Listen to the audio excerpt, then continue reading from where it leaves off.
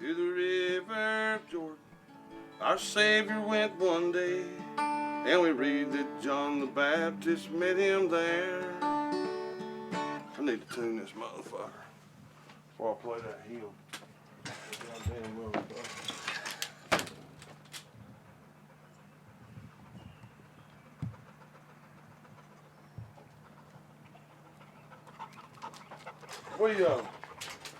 We listen to a lot of stuff, music, when we're traveling, and read. You kind of stuck, but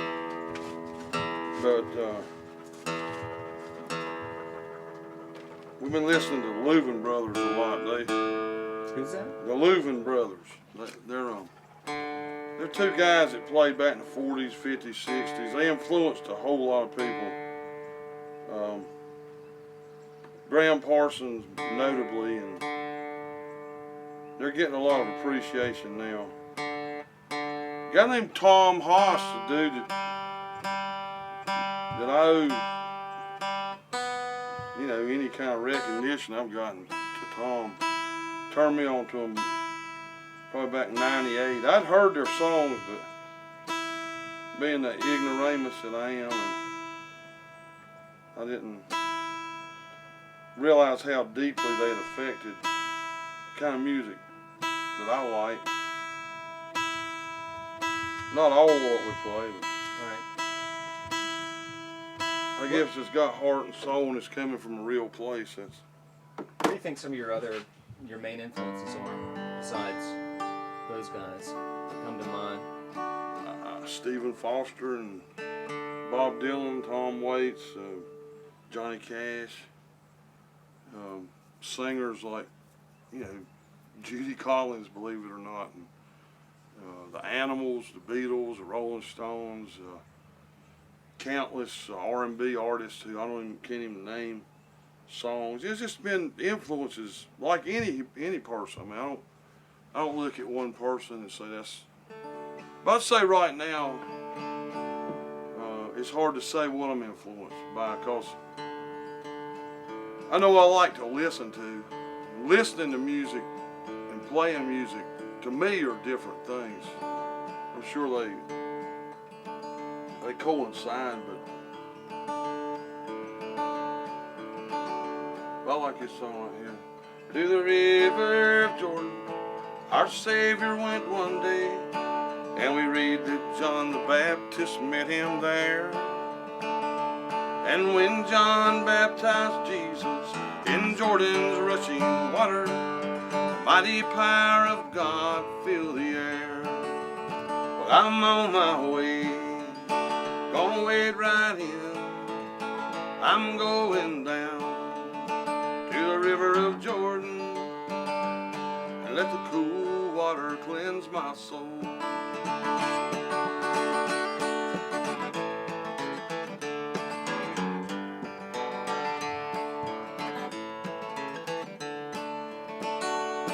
King Naaman was stricken with dreaded leprosy, and he sent for the man of God to pray.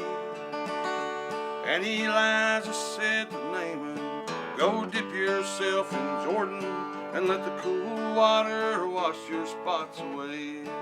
And I'm on my way, gonna wade right in. I'm going down to the river of Jordan and let the cool water cleanse my soul.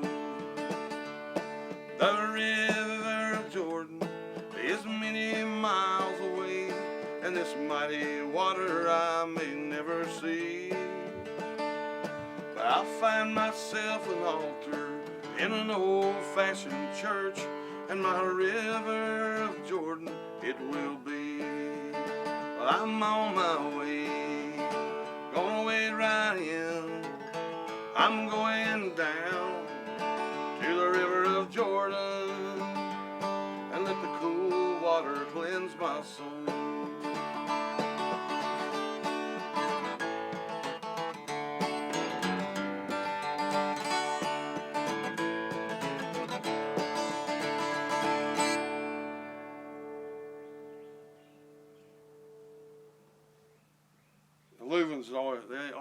song with some kind of a weird chord. I highly commend them to you. Song you'd like a lot there's called That Word Broad-Minded is spelled S-I-N. It makes sense, doesn't it? Yeah. I have this one. This is a song I did. I've been writing with a band, so that's really changed my approach to it because they come in with ideas. I just feel kind of like I'm looking for some way to regenerate as an artist, and like these guys, Randy's got good ideas, Mark and Rob do, and I've enjoyed the writing process. Then we don't do it as much as I'd like, but I did write this one.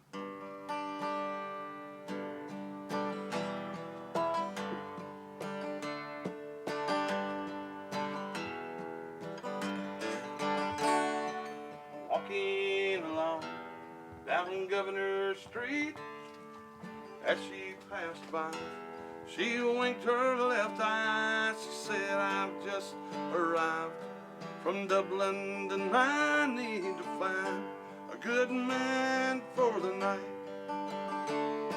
Oh, what'll it be? Says she to me. I've got a bottle of whiskey in my room. We could be there quickly if you will come with me. I need a good man for the night. Her brogue was coarse, it was one of the worst, but her face and her figure were lovely. I said, I can't afford you, ma'am. She said, your money be damned. I just need a good man for the night.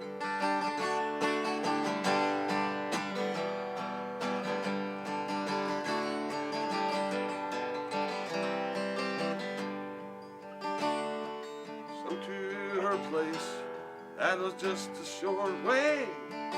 We did ascend, and the night I did spend. She set me out at the kick and the shop. Said you was quite the good man for last night. Yeah, her brogue was coarse, it was one of the worst, but her face and her figure were lovely. Said I'm in then, I'd be your man, Lord, I was your good man for the night. A little help from Tyson on that. Yeah. Edit it. I fucked it up. Yeah. There's this Bob Dylan song that has, you can hear dogs barking at every grain of sand.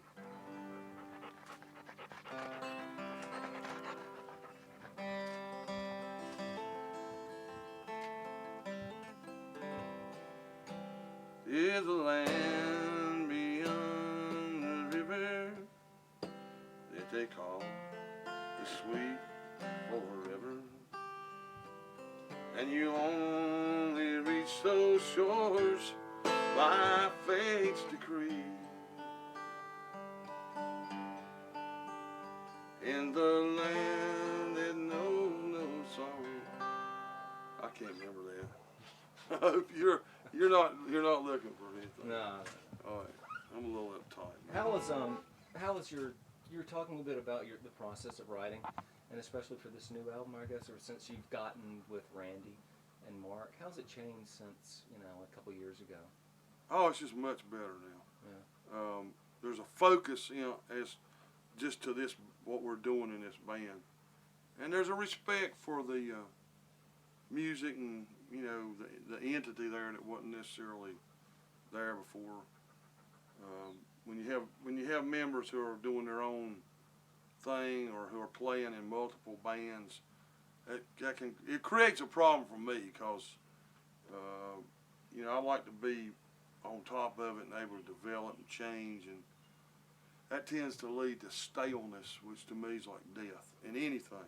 I mean, I can tolerate a lot of things, but staleness is just not one of them. And so it's like this band is much more committed and dedicated, and just focused on, you know, making the best music we can. I don't know what the other guys think or what their aspirations are. I'm sort of, I just believe in the moment, especially when it's in playing music.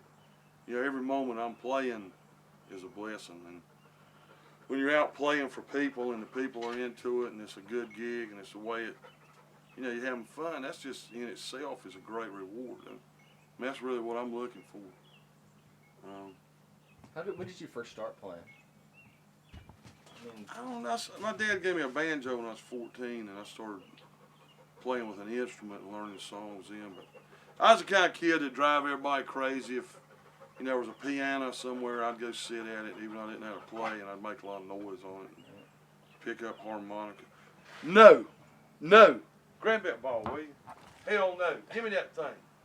No, Tyson. All right, just let it go. We're not playing, and get the fuck out of here. Go on. No. Son of a bitch. But hell, I was mainly I was kind of like you. I was an athlete in high school, so I was more concerned with like being in shape to play football and, you know, trying to make the basketball team. Yeah, it's like college. I kind of got away from that and picked up a guitar. Dude around the corner from me, I can't remember his name. His name was Dave something out of Chapel Hill, loaned me his guitar. I just broke up with my girlfriend. I was all broken hearted and started learning some songs. And then that summer was it was summer of 1970. And a lot of people I knew were playing. And I was learning stuff. And then that next year I came back to Chapel Hill and met up with a guy.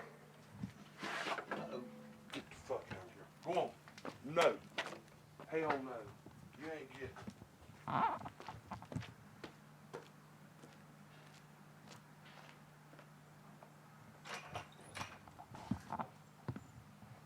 Get it. No. That son of a bitch busted out screens and stuff now. Yeah. He's just like, go on. I will kick his ass. He's that kind of dog.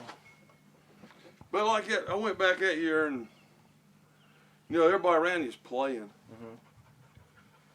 But I never really took it that serious. I just didn't believe in myself. I don't know if I still do or not. Did it come pretty easily to you? Hell no. No. God, no. I'm still amazed that I'm out playing and that people are actually listening.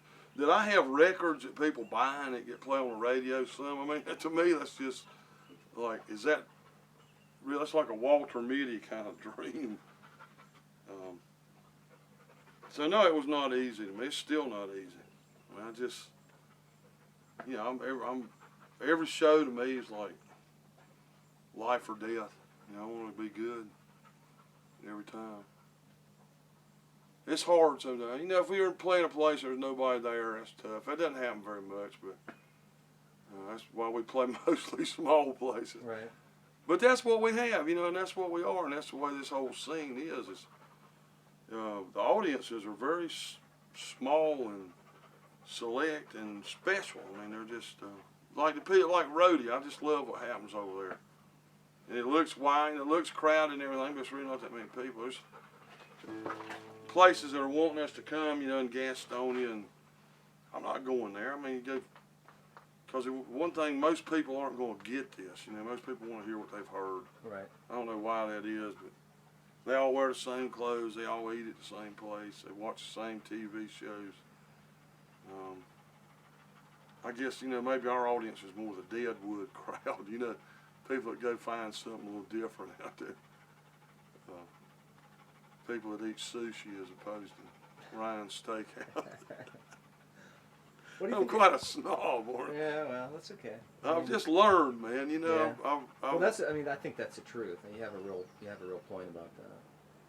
I mean, you have to seek those with diversity, and that they seek you, I guess, in return. You know. Yeah.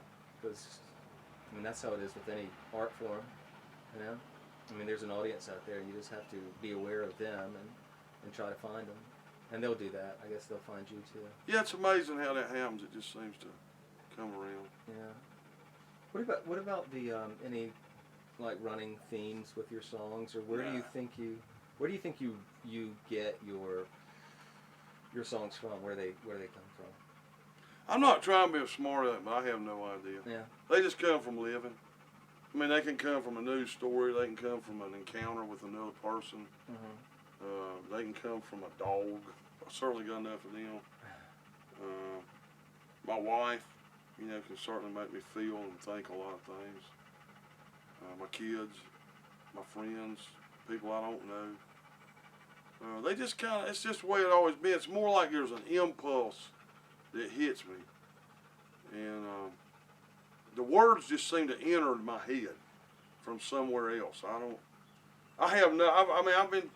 I started writing seriously probably my sophomore year in school, college, and really starting to concentrate. And by the time I was about 20 or 21, I was learning how to do it and being very disciplined and writing for hours every day. And I still, after all that time, do not know how to plug into that channel. And really, I think, you know, I don't really consider myself that much of a writer because I don't write every day. I kind of wait for it to hit me. I used to write every day, but the guys that sit down and just, men and women that get there and just write every day and crank it out, I really admire that because it'd be hard for me to do that. It's very hard to do. I mean, I wrote a novel one time. I sat down and did that, you know, for about 2 months. Every morning, I'd big cup of coffee, legal pad, and I'd write about an hour. I didn't like what I wrote, so it's somewhere else. But it took a lot to do that for me. Has your writing changed much from when you began? Sure it has. Yeah. What I've aspired to is to write less. Even my own songs, I tell you what I can see, the difference between a song like Pretty Boy Floyd was a traveling salesman, which was a gift that just came out of thin air with a little help from the History Channel probably. And a song like one I've done with a band that we're playing now called The Living or Walking with the Dead, which is very short, very concise. I'm kind of getting back to where I started. When I started writing poetry, I wanted to be very bare bones, like the haikus or the Chinese poets, and writers like James Wright, a poet that influenced me a lot. And then I got more expansive in it as I got into the ballad form. But frankly, I tell you, there's a whole genre of music, the ballad form, of which I've certainly done a lot myself, that I'm bored with. I don't seem to have the patience to listen to stories about grandma or growing up on the farm or how hard times were back then. You know, I mean, no disrespect but just personally, I've just heard enough of it. I'm bored with that form. And I'm trying to look for something different. And again, and what writing with the band does is I don't have to, you know, sit there so much and figure out new chord progressions or new feels. They're bringing it to me. Right. And a guy like Randy, I mean, he just has this, he's got all these licks and ideas in him. And he don't have words really he can draw on, and I don't have that stuff he has to draw on. Yeah. And then the rhythmic things that Robert and Mark do, I don't know what they're talking about. They're over there having these conversations about what's going on rhythmically, fighting sometimes about, and I don't know what they're talking about, which I guess I'm blessed by that. Yeah. But I just look at myself in this band. You know, these days I don't think of myself so much as David Childers as I do a piece of this band. David Childers and the Modern Don Juans. Because I just like it. It's very exciting to me and very satisfying work to do with these guys. Well, it takes a lot to actually do what you do or any other thing kind of related to something artistic. You know, it's difficult because, you know, you're writing things, you're kind of exposing yourself to people and opening yourself up to praise and or criticism. But I mean, I guess there comes a point in your life where you realize that is just something that you have to do. You can't worry about other things outside of what you can control. You just have to kind of, like you were talking about, be true to yourself, and you know, you have to do it. And I think that's, once you realize that, I mean, that's one of the things I'm struggling with. It's just like, at some point you have to say, you know, I don't really give a fuck what people say. Oh yeah. You know, I mean, they can think whatever they want, but I know that I have to do this. I don't know why, but I'm just going to do it. So what the fuck, you know? I'm pretty much way past. Yeah. Hey man, I'm going on 54, 53 years old, whatever it is now. I can't remember. And it's like, you know, there's no point in me trying to worry about pleasing, Yeah. you know, some little dipshit record company executive in Nashville or L.A. Yeah. I mean, they're not going to dig what I'm doing because of my age and the way I look, if nothing else. But, you know, I'll just be true to myself. Because, like I say, there are people out there that get it. Mm-hmm. And that's what they like. I mean, they don't want me to be Steve Earle. They don't want me to be Phil Lee or whatever. You know, they want me to be myself. Mm-hmm. And that's the only thing I know how to do, really. Yeah. You know, I've known people, I've played music with people that are looking to, you know, to try to jump on to the next big wagon. You know, it's like I've had people in the band who are always ready to jump, you know, on that next wagon or bus that drives by that looks like it's going to go somewhere further or to higher up on the mountain. And I don't even know how to think like that. But, you know, I'm not a part of the music business, the music industry, or any of that shit. You know, I'm just this guy that plays rock and roll with a band. And, you know, like today, we drive hundreds and hundreds and thousands of miles to do it. And we don't get a hell of a lot of money for it, but we sure do get something. Something that really enriches our lives and makes life better. And I got a good woman that understands that. You know, she sends me away with a kiss and a smile and an admonition to have fun. And that's what I do. It's just a really cool thing to have. How does that work when you're getting concerts or gigs? I mean, what's the kind of like the You get some water. okay, I guess like the progression of it. I mean, I mean, how does that work? Do you get paid a certain amount of money? Yeah. Okay, and then, I mean, is it just a flat fee, is that it? Or It just varies. You know, like clubs generally get away with a little less because they got a PA, it's easy to get in. They got a built-in crowd, right. That kind of thing. Private parties we charge a lot for because one thing, you just never know what's going to happen. You have to bring your own stuff. Right. It's a lot more work. And then you've always got cousin Ronnie, who's a guitar player or sings or something. It's just, you know, they're just weird things that you have to deal with. And, you know, like opening acts, that can vary sometimes. Just depends on, you know, if you get, like, you know, we went and opened up for the Gorge some down in Texas and in Atlanta, and, you know, that exposes you to more people. It just, you have to be, we turn a lot of stuff down because it just doesn't make sense to us. Yeah.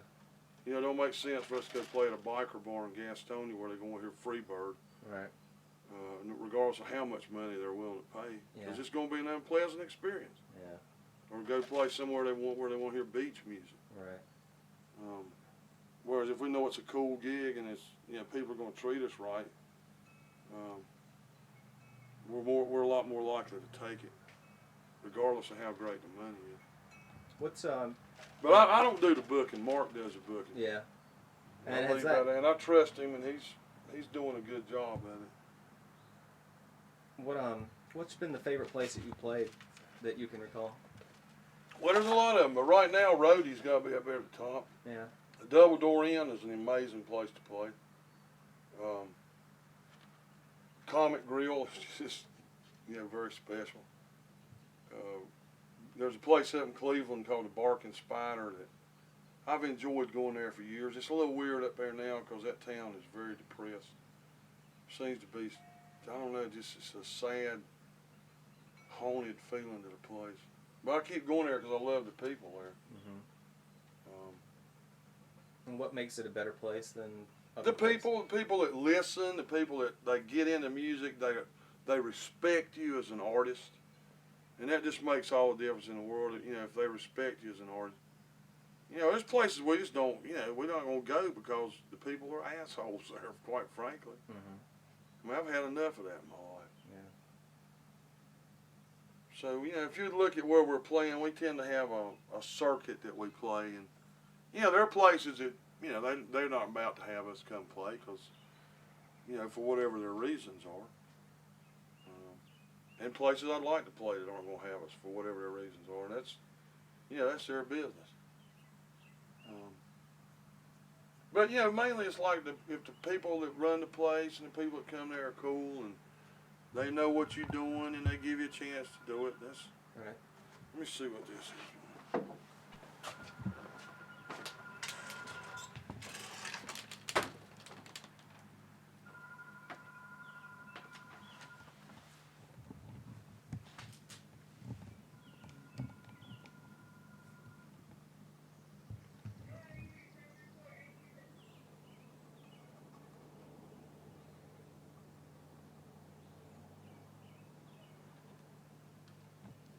Stay. Crazy ass. Crazy ass.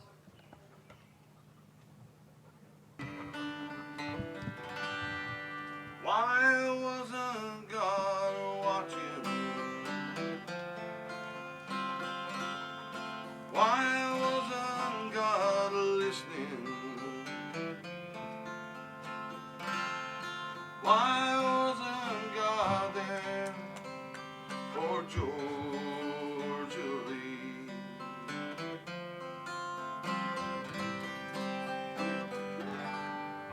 Ida said she couldn't keep Georgia from dropping out of school. I was doing the best that I could, but she just kept running. Why wasn't God listening? Why wasn't God there? Be sure to find me. I want you to find me. We'll play all over. We'll play all over. We'll play all over again. There's a toad in the witch grass. There's a crow in the corn. Wildflowers on a cross by the road.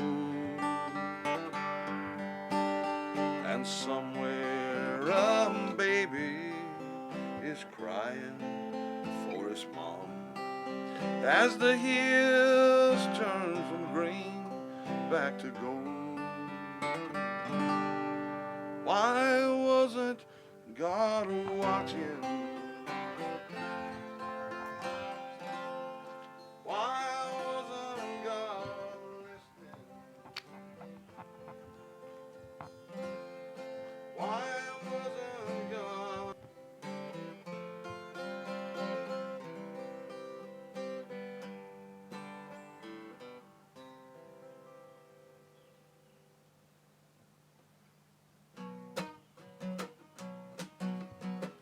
Time is always money.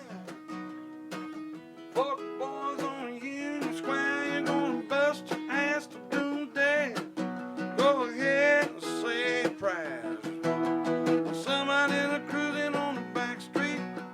Mama got the brand new sack. Got a fine little baby handcuffed on the front seat. Said right there, boys, you relax. Go on, we all going down, down, down. Down, down, down, down, down. Down, down, down. Down, down, down. Well, spill out of the seat number 14 to that drag bar down the block. Cruising on down to the East Coast. The bankroll up in your sock. Staring at that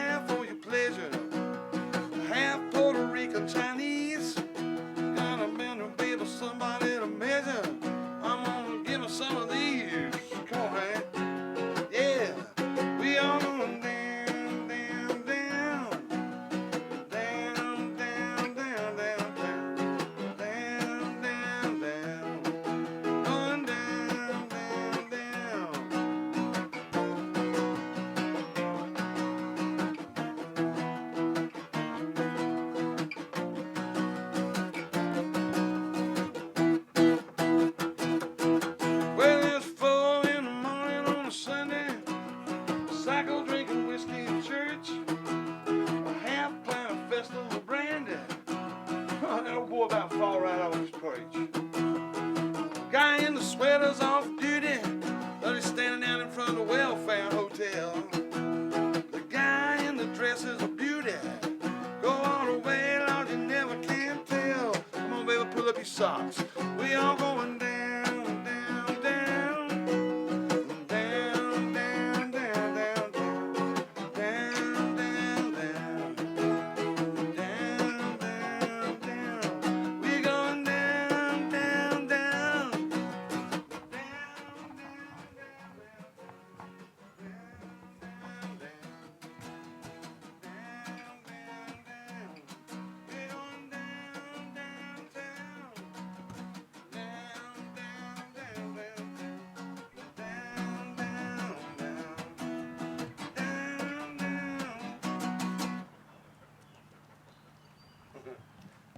Two Tom Waits songs. Man, I did this Tom Waits tribute with some guys over in Charlotte a few weeks ago. Was that God the damn, double it was great, yeah. Yeah. It was so fun. Old Well- Bruce Hazel kind of put it together, and he had this great band. I just sang. I didn't play guitar. I just really? go, oh, it was great. It was so fun. What songs did you do? I did that one and a song called Hold On. I played that. I did play that one solo. Come On Up to the House, and a song from his new record called Don't Go Into That Bar. And it was fun. I mean, I learned a shitload from just learning those songs. Not to mention, I mean, he's probably my favorite. He and the Louvin brothers right now are my favorites.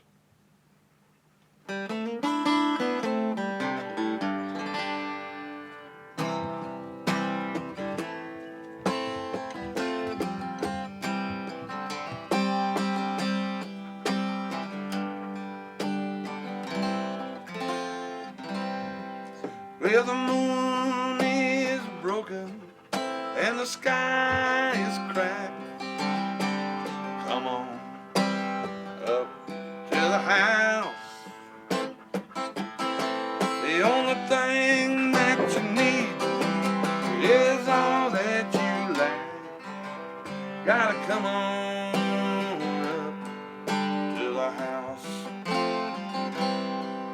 When all of your crying don't do no good, come on up to the house.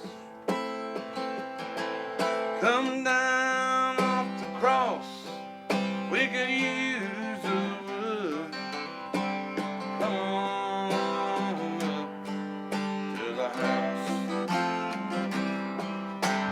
Come on up to the house. Come on up to the house. The world is not my home, I'm just passing through. Gotta come on up to the house. There's no light in the tunnel, no irons in the fire. Come on up to the house. You're playing lead soprano in the junk man's choir. Gotta come on up to the house. And all foolish and sure. Come on up to the house. The steers are stormy and you can't find the port. Gotta come on up to the house. Come on up to the house.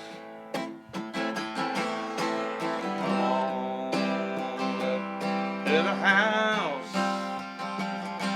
The world is not my home, I'm just a passing through. Come on up